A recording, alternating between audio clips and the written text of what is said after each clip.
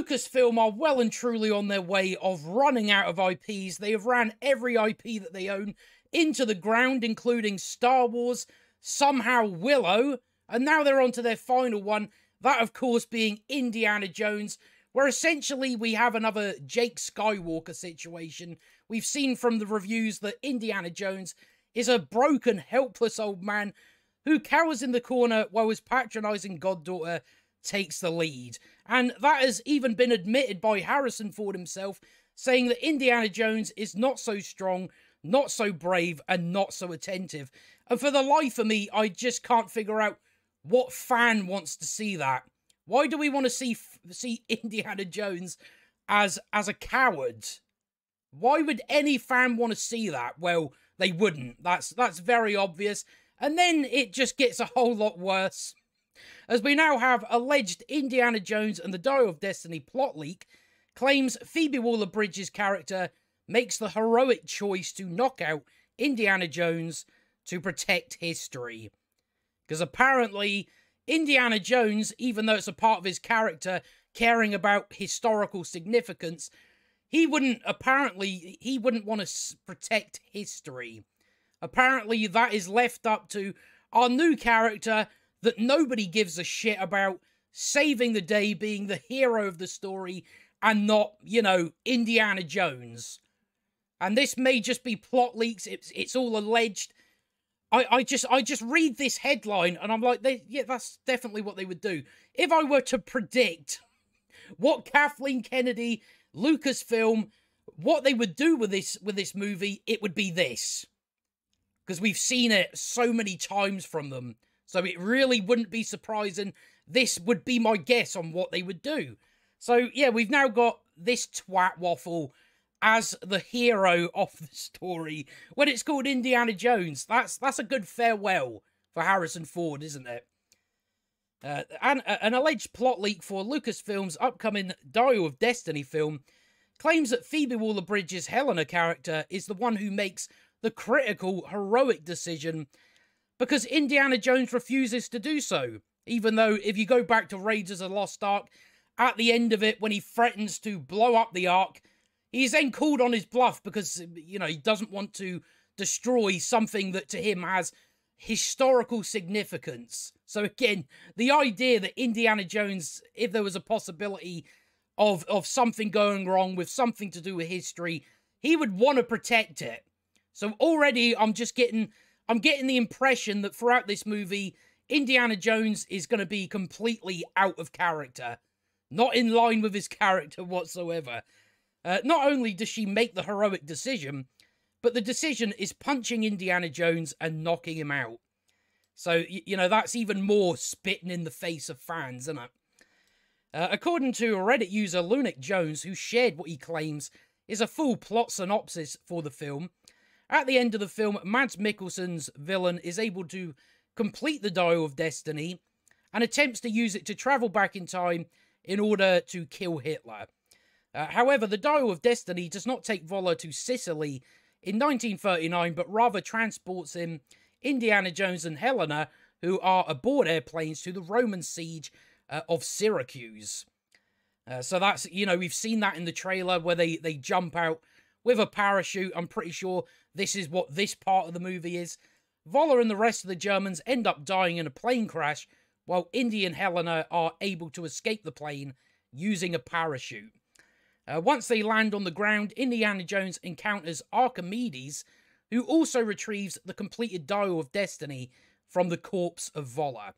Archimedes proceeds to ensure the Dial of Destiny can only transport users to him in Syracuse during the siege, while also obtaining one of Voller's watches, giving him knowledge on the device. The plot synopsis explains, as Helena tells him, that Archimedes has rigged the dial in making sure it only sends back to Syracuse on the day of the siege so that they could save him. We understand it's thanks to this jump in time that he found his knowledge about watches and on how to complete the dial. So we're definitely doing a lot of time travel, it seems like. That's going to go well. I'm pretty certain that's going to go really well. From there, Lunic Jones details that Indiana Jones does not want to return to his present, but would rather stay in Syracuse because he believes there is nothing for him in 19 1969. And I just can't help. Where's Marion? What's happened to Marion? What are we going to see in this film? We're soon going to have it explained to us, but, you know, again, it's essentially Luke Skywalker all over again. Just no optimism whatsoever. It's just like, oh, there's no place for me in the world. I'm going to be depressing as fuck and just bore the audience. That seems to me what this is. In contrast, Helena attempts to convince Indy to return to the present, believing if he stays, he would change the course of history. So right there and then, that would convince Indiana Jones to go back to where he should be on the timeline, because that is in his character. But no, they've got him not giving a shit about what he could cause, what effect it could have on time. He's just like, nah, nothing for me in 1969, because my wife apparently left me. That's what we're doing again. Like we did with Han Solo. Remember that? They made him a deadbeat dad, divorced. We're doing the same fucking thing with Indiana Jones. As I say, we'll soon get to it. Indy apparently is unconvinced by Helena's arguments, so she resorts to punching him and knocking him out. Great. So she's going to be the hero of the story. They make great decisions over at Lucasfilm. They definitely have the legacy of the characters in mind when they make these decisions. When Indy awakes, he's back in 1969 in New York City in his bed. He then reproaches Helena for having brought him back to the present, although there is nothing for him there. You know, again, why? Why is there nothing for you there? However, Helena counters that there is something for him to continue living for, and Marion shows up in his apartment. So, you know, he gets a pep talk from Phoebe Waller-Bridge, great. Shows up in his apartment with a number of groceries. The film earlier made it clear that Marion and he were either divorced or on the brink of divorce, as divorce papers were pinned to Indy's fridge, held up by a picture of Marion. So that's how we start off the film. He was a shitty husband, so he's going for a divorce.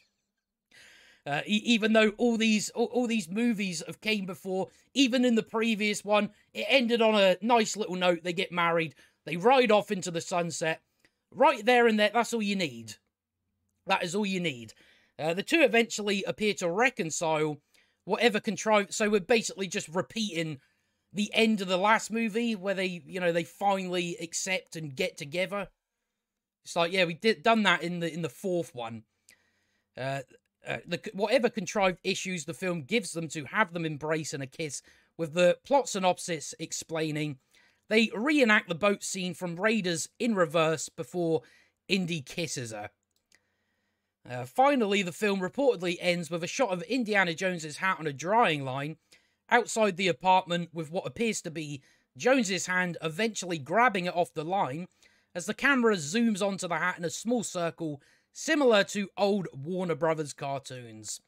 And then, you know, I can only assume after that, you know, we get a post-credit scene where Helena comes in and beats the shit out of Indiana Jones, steals his whip and hat, says, "They're mine now," and then it, you know, ends in black and it says, "Phoebe Waller-Bridge will return in the Disney Plus series." That would be my prediction. I'm pretty sure we all know that if this film does well at the box office, we are most definitely getting a Disney Plus series, and it will be absolute shite. That's very obvious, but that is the plot leaks. I've got no reason not to believe it, because it just screams. It really does just scream Lucasfilm. Lucasfilm's decisions. They just can't get they cannot let a legacy character off the hook. They must find a way to destroy, to ruin their entire legacy. And it's really not surprising, because that is their MO at this point. We're Lucasfilm, and we destroy legacies.